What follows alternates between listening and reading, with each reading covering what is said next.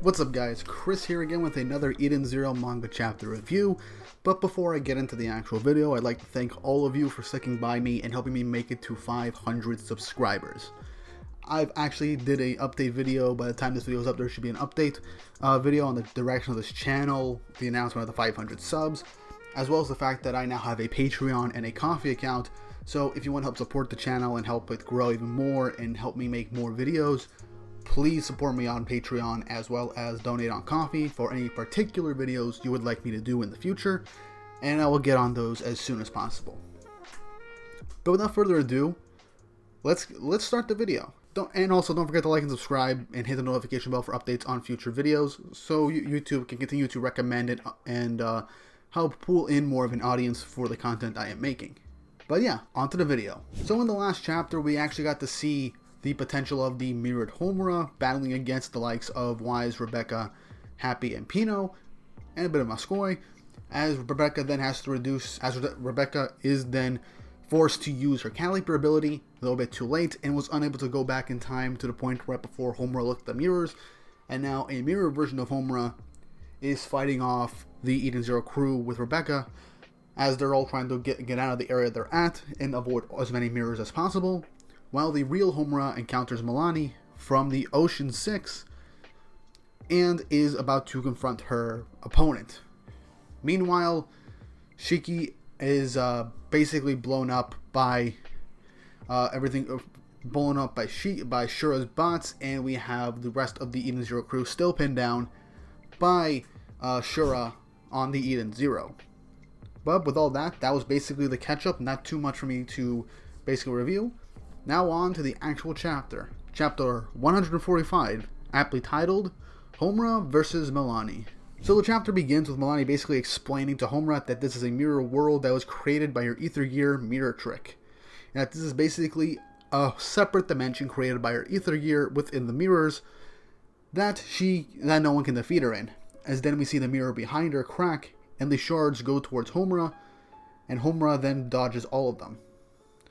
She then notices that Milani vanished, but then realizes that her reflection is in the mirror, as then Homura is then hit in the leg by Milani kicking through said mirror shard. I would then get a bit of a cat and mouse deal with Milani appearing in almost every single mirror, trying to confuse Homura, and is basically like, which one is the real me? I'm over here, I'm over there, where am I? As Homura, not completely impressed, but also confused, like, they're already inside a mirror, and she's inside a mirror within a mirror. This is just way too confusing for me. As Milani then says that she doesn't have to think about it. After all, she won't basically... she says that Homura won't last long now because she is going to shatter. As Milani shatters another mirror, throwing the shards right back to Homura. Homura then begins to slash up all the mirrors, much to Milani's surprise, saying that she struck down all the shards, but is like, wait, no, she reflected them back at me.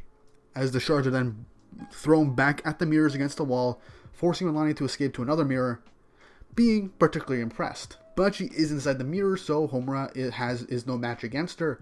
But then Homura actually manages to find the actual Milani and hit her in the middle of her transit, giving Homura the very first real strike she had on her opponent in this whole fight relatively quickly. Milani is confused on how this occurred, but Homura's like, it's simple, you just couldn't stop talking, so it was easy to find you. Regardless, Milani is surprised that Homura was actually able to find her, but in this case, let's try something else. So she begins to pick up all the shards and starts to throw them at Homura again. She then begins to break them all apart, but then as Homura sees her reflection again, she in turn gets hit all over her body with slashes all over again, as if she just hit herself.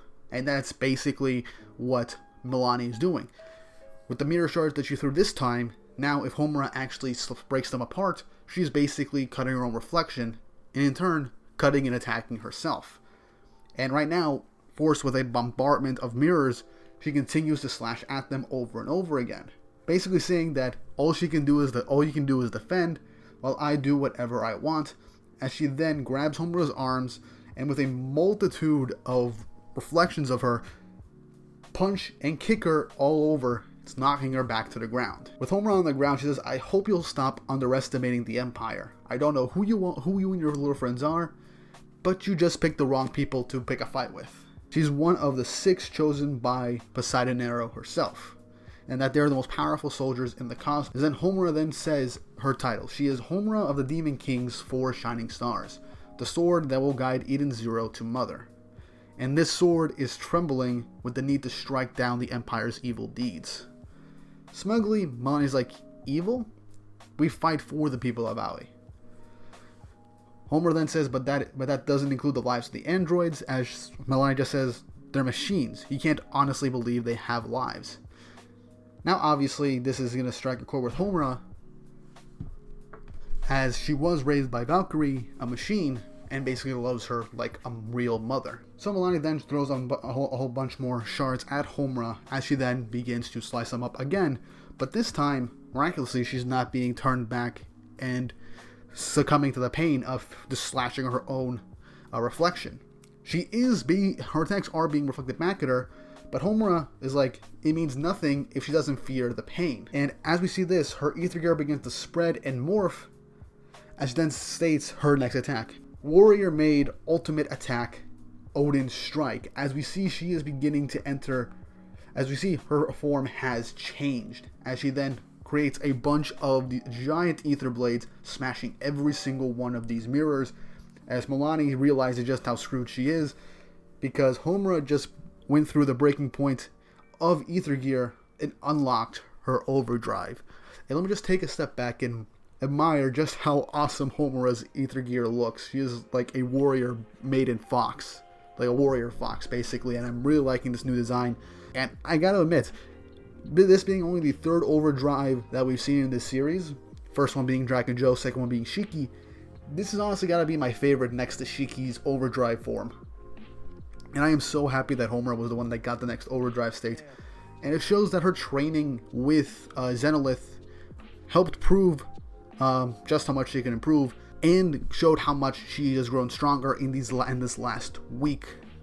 So I am very happy. She needed this power up, and I am so glad we got this chapter. And now we're taking a break from this awesome matchup, and I honestly believe we're gonna go to the next. I honestly believe that the next chapter or 2 will focus more on this fight, as possibly Milani might actually have her own overdrive, and having to fight her against Homura, like one-on-one overdrive to overdrive, which would be honestly really great to see another overdrive battle. But yeah, I'm honestly really glad to see how Homura's overdrive state is going to be, and what new abilities, aside from this ultimate attack she just did, can do in the future.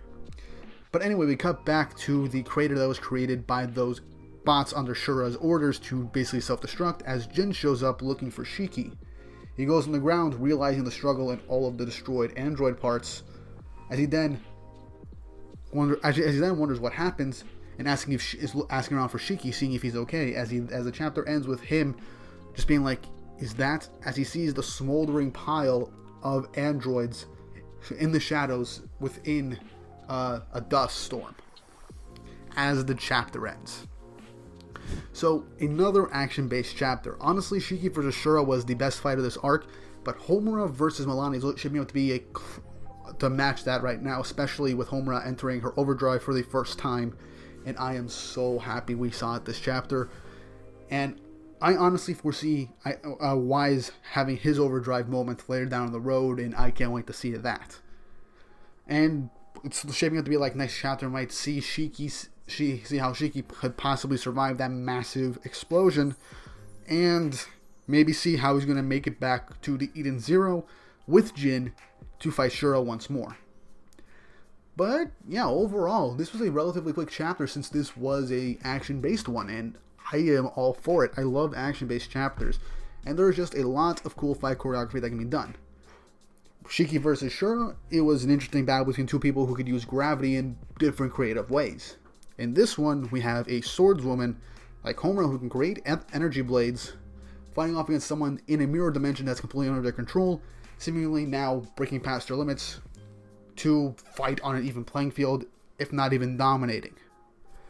So I'm liking this new use of these different creative powers, and the mirror power has always been something that no one really used too much from my understanding, or knew how to use correctly, and I think Mashima is using this mirror power in a pretty interesting way, and I'm liking it a lot. And I'm really hoping to see how strong Homura's overdrive can be when used against someone that's even stronger than Milani.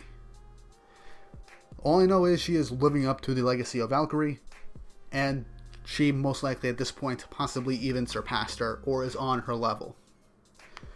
But yeah, another great chapter, and I can't wait to see what happens next. What did you guys think of this chapter? Was it good? Was it bad? What do you think of Homura's overdriving? What do you think?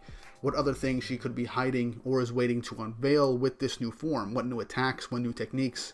Let me know in the comments down below, as well as what do you think is going to happen next chapter? Will we just shift to Jin's perspective to see what's going on with Shiki? Do you think Shiki survived without major injury? Do you think Shiki is just unconscious? Or are we going to go back to Rebecca's group and see what they're going to do next? Let me know in the comments down below. And don't forget to like and subscribe to the channel once more to help this channel grow and be reached out and suggested to other people. And also go to my Patreon and Ko-fi to help support the channel. Links in the description down below. And with all that said and done, I know this was a relatively short video, but yeah, I hope you all have an awesome day.